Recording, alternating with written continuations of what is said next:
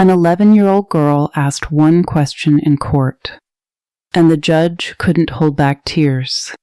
My name is Bilal, and for 8 years, I lived with one fear that never left me, that someone would take my daughter away. 8 years ago, I lost my wife Sara to cancer. She fought for 2 years.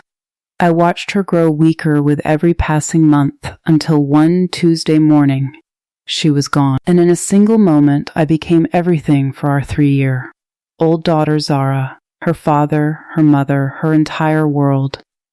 That first night, Zara held her teddy bear and looked toward the door, waiting for Sara.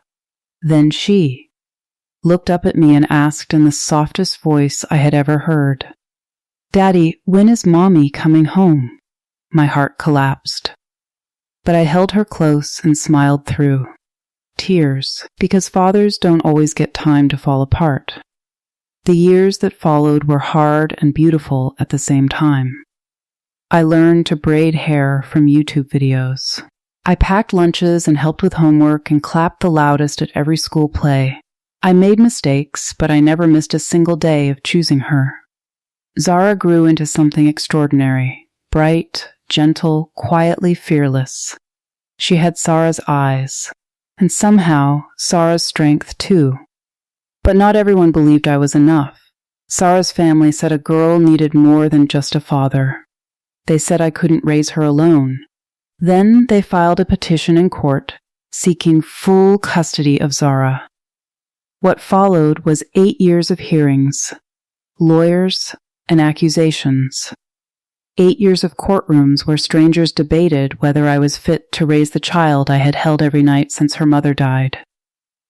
One evening, Zara looked at me and asked quietly, "Daddy, if they win, do I have to leave you?" I gave her the only truth I had, not while I'm still breathing. Then came the final hearing. The courtroom was packed.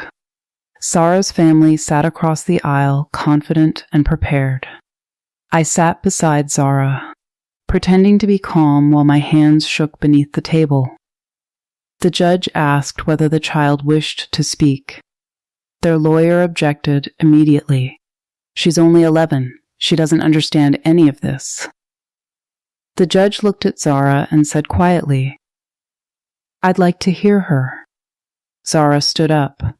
Small hands, steady eyes, no fear. She walked to the front of the courtroom and faced everyone. Then she spoke in a voice so clear it reached every corner of the room. "When I cried at night because I missed my mom, my dad stayed beside me until I fell asleep. The room went silent. When kids at school made fun of me, he showed up the next morning with a terrible joke that made me laugh anyway. Even the lawyers stopped writing. When I asked why my mom had to die, he didn't pretend to have answers. He just cried with me so I wouldn't have to cry alone."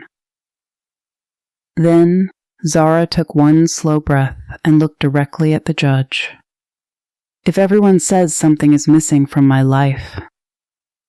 She paused. "Then what exactly is missing?" Complete silence. The judge removed his glasses slowly. He looked at Zara, then at me. Then he lowered his head. When he looked up again, his eyes were full of tears. Sara's mother turned away. The lawyers sat completely still. Nobody moved. Nobody spoke. Minutes later, the judge delivered his ruling. Zara would remain with her father, permanently. I made it down 3 steps outside before my knees gave out. I dropped right there and pulled Zara into my arms and held her tighter than I ever had before. She held my face in her small hands and whispered, "I told you we would win, Daddy." People say children don't understand much. They are wrong. Children know exactly who loves them. They know who stays when staying is hard. And sometimes the smallest voice in the room speaks the biggest truth.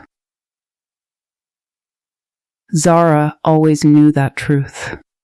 She just finally got the chance to say it out loud.